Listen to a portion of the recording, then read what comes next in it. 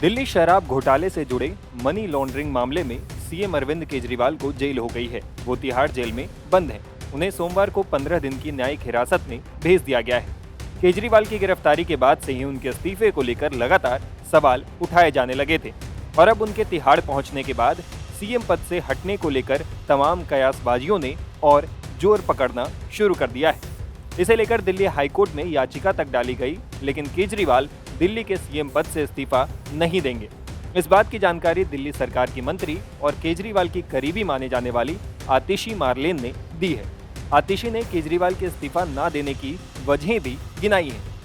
देखिए, सबसे पहले आप इस बात को समझिए कि लीगली और कॉन्स्टिट्यूशनली दो ही हमारे देश में संवैधानिक और कानूनी प्रावधान हैं इस बात से जुड़े हुए। सबसे पहले रिप्रेजेंटेशन ऑफ पीपल एक्ट ये कहता है कि अगर आपकी 2 साल से ज्यादा कन्विक्शन हो तो फिर आप एक जनप्रतिनिधि नहीं रह सकते हैं, चाहे आप विधायक हो चाहे आप सांसद। अरविंद केजरीवाल का कोई कन्विक्शन नहीं हुआ है। कन्विक्शन छोड़िए, आज तक अरविंद केजरीवाल चार्जशीट भी नहीं हुए, नंबर 1।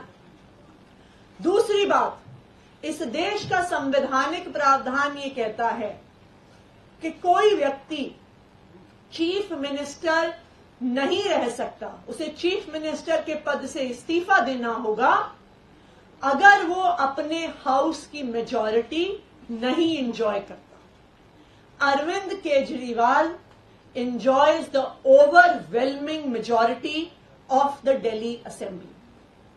तो इसलिए अरविंद केजरीवाल के इस्तीफा देने का कोई भी कारण नहीं है। अगर आज अरविंद केजरीवाल इस्तीफा दे देते हैं तो ये भारतीय जनता पार्टी के लिए एक बहुत सीधी और सरल एक एसओपी तैयार कर देती है, एक स्टैंडर्ड ऑपरेटिंग प्रोसीजर तैयार कर देता है। जिस तरह उन्होंने पिछले 8-9 साल में ऑपरेशन लोटस को एक स्टैंडर्ड फॉर्मूला बना लिया है, ये तो उससे भी आसान है। ईडी के माध्यम से prevention of money laundering act में हर विपक्ष के मुख्यमंत्री के ऊपर केस कर दो, उसके बाद उसे गिरफ्तार कर दो और फिर कहो कि संवैधानिक संकट पैदा हो गया है, इस्तीफा दो वरना हम राष्ट्रपति शासन लगाएंगे। इससे आसान तरीका भारतीय जनता पार्टी के पास विपक्ष की सरकारें गिराने का क्या है।